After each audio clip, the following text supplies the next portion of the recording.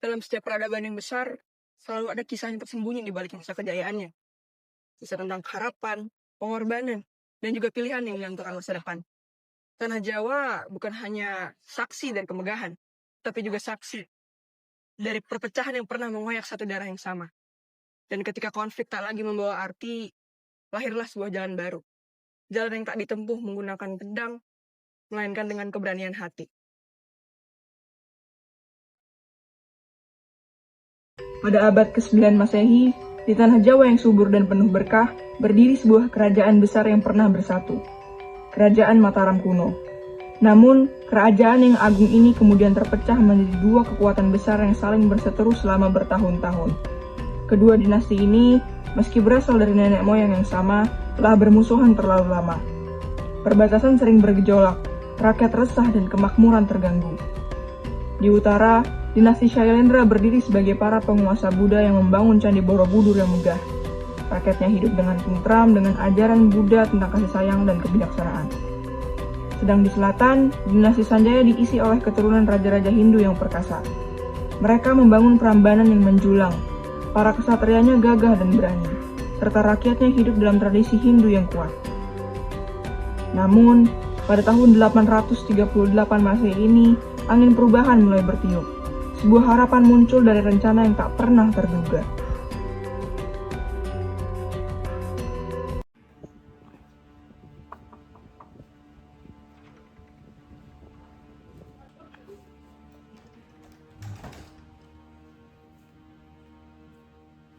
Mohon ampun Paduka. Berita dari wilayah timur telah tiba Paduka.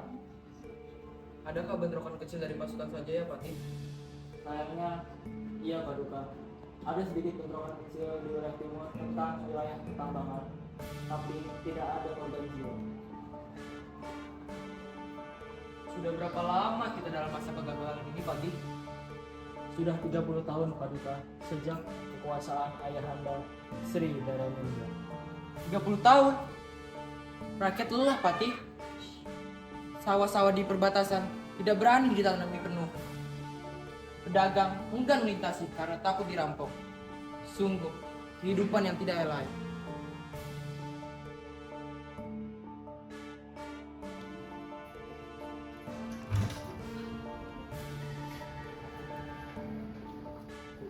Ayahanda, kami mendengar kabar ada permasalahan lagi di perbatasan kita.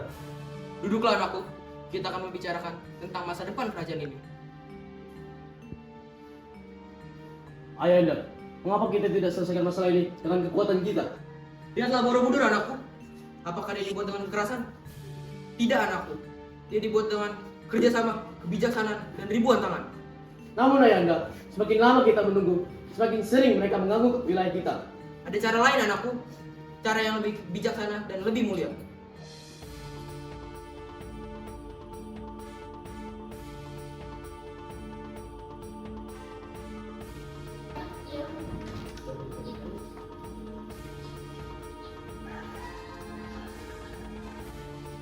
Maaf mengganggu perbincangan Ayahanda, tetapi hamba mendengar perbincangan dari luar. Tak apa anakku. Alangkah baiknya juga kau datang di sini. Duduklah. Ayahanda tampak memikirkan sesuatu yang sangat berat. Anakku, sepertinya kita harus memberhentikan peperangan dengan dinasti Sanjaya. Sungguh Ayahanda, hamba sangat mendukung. Hamba seringkali melihat rakyat di perbatasan penuh dengan ketakutan. Itu tidak adil bagi mereka. Mudah sekali kau berbicara seperti itu, adik. Tetapi bagaimana caranya? Mereka tidak akan mudah mempercayai kita. Ada apa, Bu Sendok? Masuklah. Maafkan hamba Paduka, hamba membawa sesuatu yang mungkin penting. Apa itu, Bu Sendok? Paduka, hamba baru saja mempelajari lontar ini. Di dalamnya tertulis penyatuan dua dinasti besar di bumi Mataram.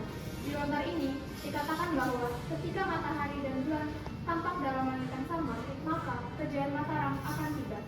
Ikatan suci dua darah mulia. Apa maksud dari ikatan suci itu? Apa itu mengisyaratkan? Ya anakku, pernikahan. Ikatan antara dinasti Shailendra dan dinasti Sanjaya demi masa depan Mataram kita. Apa? Pramodani akan menikah dengan musuh kita? Tidak, aku menentangnya. Bukan musuh, Kakanda. Mereka itu saudara kita yang akhirnya berpisah.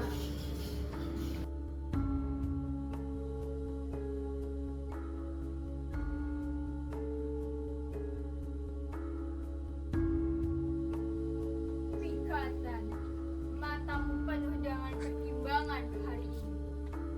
Wahai Rakai Garung, aku sedang memikirkan bagaimana nasib rakyat kita. Sudah berapa lama mereka hidup di tidak kepastian ini? Terlalu lama, Rakayanda. Dahulu saat aku memerintah, daerah perbatasan selalu saja dibayangi oleh konflik.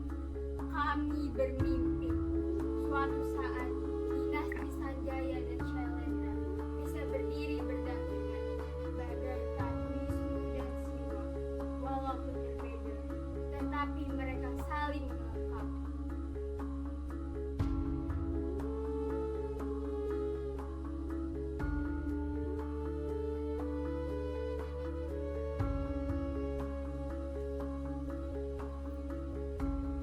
Yang mulia, ada utusan penting dari keraton Shailendra. Utusan, untuk apa mereka datang ke sini? Dikatakan mereka membawa surat penting menyangkut perjanjian perdamaian yang mulia. Bawa ke pendopo. Baik yang mulia.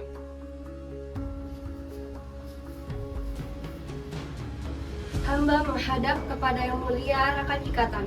Hamba membawa surat dari Raja Samaratungga. Sampaikan salamku kepada Raja Samaratungga. Apa maksud beliau mengirimkan surat ini untuk kita? Paduka mengutus surat perdamaian dengan menginisiasikan pernikahan Putri Pramodawardhani dengan Prabowo. Putri Pramodawardhani, sepertinya nama itu tidak asing bagiku. Aku pernah mendengar nama itu. Beliau adalah putri yang sangat cantik, bijaksana, dan dermawan. Aku ingin bertemu beliau sebelum keputusan akhir. Baik, Yang Mulia.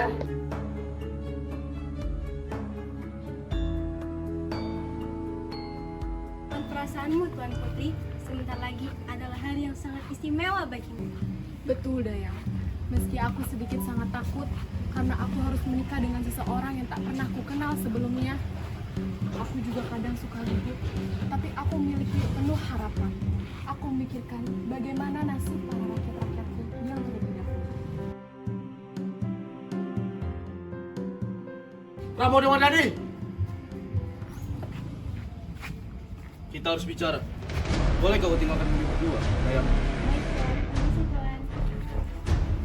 Adik, apakah kau yakin dengan keputusan ini? Bagaimana jika ini hanya akal-akalan mereka untuk melemahkan kerajaan kita? Tentu saja yakin. Mengapa kau berpikir sedemikian rupa? Coba pikirkan ini. Selama ini, mereka adalah musuh kita. Mengapa mereka tiba-tiba mengajukan perdamaian dengan kita? Kakanda, tidak semua orang berpikir terus untuk berperang. Siapa tahu juga mereka ingin mengalahkan perdamaian ini. Kau ini terlalu polos, adik. Kau juga terlalu curiga, Kakanda. Coba kau pikir dari sudut pandang yang lain. Apa salahnya kita menerima suatu perdamaian? Ah!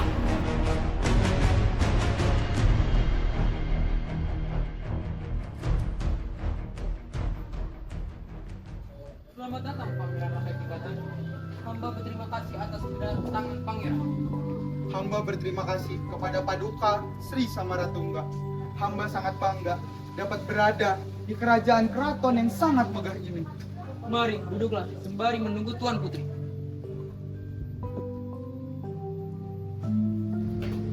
Pramodawardhani,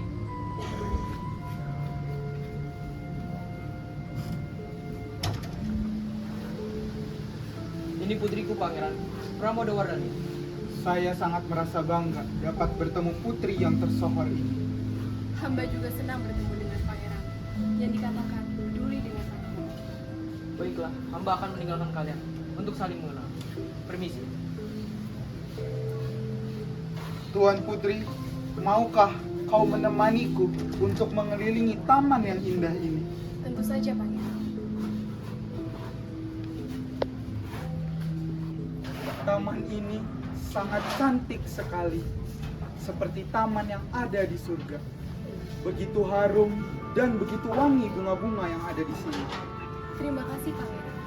Taman ini adalah taman yang paling kusukai.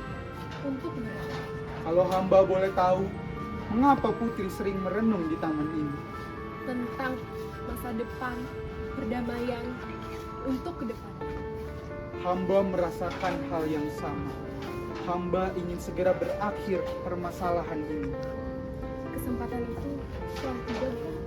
Iya, telah tiba karena kita berdua.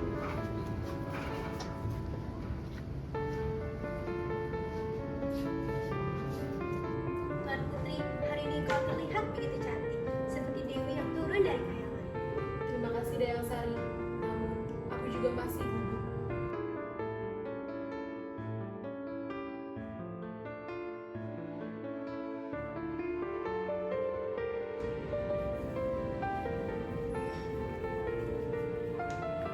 Tuan Putri, semua rakyat sudah berkumpul di alun-alun.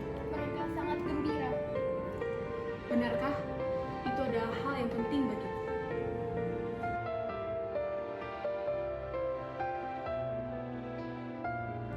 Kami izin pamit Ndoro Putri.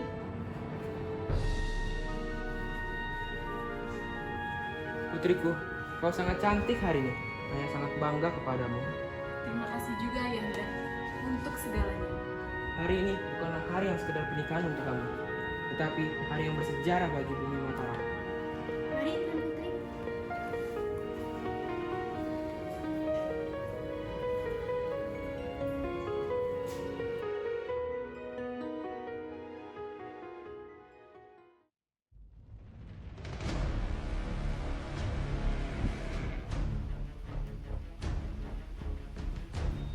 Ayanda, ada yang ingin disampaikan. Ini bukan waktu yang tepat, anakku. Justru ini waktu yang tepat, Ayanda, sebelum terlambat. Apa yang ingin kau sampaikan, anakku? Ayanda, cuma mendengar dari mata-mata bahwa dinasti Sanjaya akan berkhianat setelah pernikahan ini. Kakanda, dari mana kau mendapatkan berita ini? Ini dari sumber yang terpercaya. Ayolah, kenapa kalian tidak percaya kepadaku? Karena aku butuh dari raja juga. Kakanda, tolong berikan penjelasan yang sebenarnya. Permisi Tuan, Tuan Putri ada yang ingin hamba sampaikan? Kakanda, kenapa kau berbohong? Baik. Tidak ada mata-mata. Tidak ada pengkhianatan. Kakanda, pernikahan ini untuk perdamaian, bukan untuk kekuasaan. Perdamaian kalian bilang. Kalian ini terlalu naif. Dalam dunia politik, tidak ada yang namanya perdamaian tanpa adanya pengorbanan. Dan kali ini, hidupku terkorbankan. Bala Putra Dewa, dengarkan ayah Anda. Tahta bukanlah warisan yang bisa dipaksakan. Raja sejati adalah orang yang dipilih oleh rakyat dan disetujui oleh leluhur. Kalau begitu, aku tidak akan hidup di dalam penghinaan ini. Dan aku tidak akan hidup dalam bayang-bayang orang lain. Aku akan meninggalkan kerajaan ini.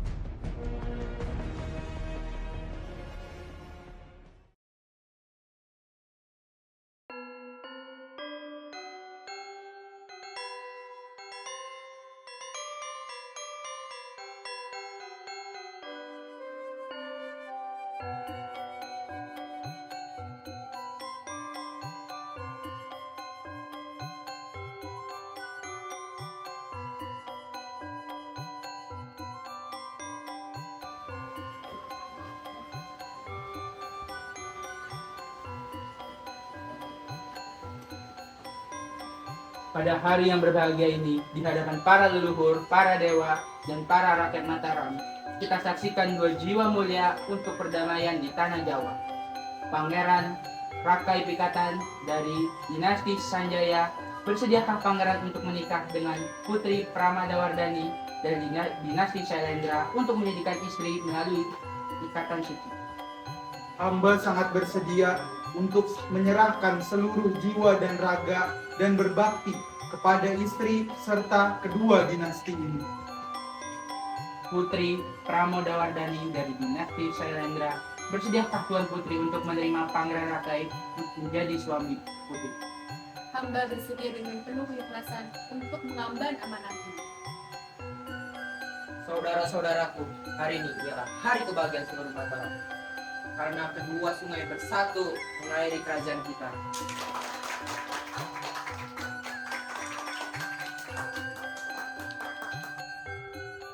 Pada malam ini, Pramodawardhani memilih jalan persatuan. Mereka meyakini bahwa cinta dan kebijaksanaan dapat mengalahkan dendam turun-temurun. Pernikahan mereka bukan hanya tentang menyatukan dua hati, namun menyatukan dua dinasti yang sudah lama berpisah dan dua peradaban, yaitu Hindu dan juga Buddha. Dari persatuan mereka, lahirlah era keemasan Mataram. Candi-candi megah bermunculan, perdagangan berkembang, dan rakyat hidup dengan tentram. Mereka membuktikan bahwa perbedaan bukanlah penghalang, tetapi sebuah kekayaan. Namun, waktu demi waktu, Balaputra Dewa membangun kerajaan maritim terbesar di Asia Tenggara, yaitu Kerajaan Sriwijaya. Armada lautnya menguasai Selat Malaka. Perdagangan dari Cina dan India harus membayar hutang padanya. Ia membuktikan kegagalan di suatu tempat bisa menjadi awal kesuksesan di bidang lain. Ketiga jiwa memilih jalan yang berbeda. Ada yang memilih memaafkan dan bersatu, dan ada juga yang memilih pergi dan membangun yang baru. Pelajaran dari kisah ini adalah tidak hanya ada satu jalan menuju kebesaran, namun memiliki banyak jalan. Yang ada adalah ketulusan dari panggilan di dalam hati, keberanian dalam memilih jalan baru, dan kebijaksanaan dalam menghormati pilihan orang lain. Dan inilah kisah Kala dan Dharma, kisah tentang waktu yang mengubah segalanya, dan kebajikan yang mengubah waktu.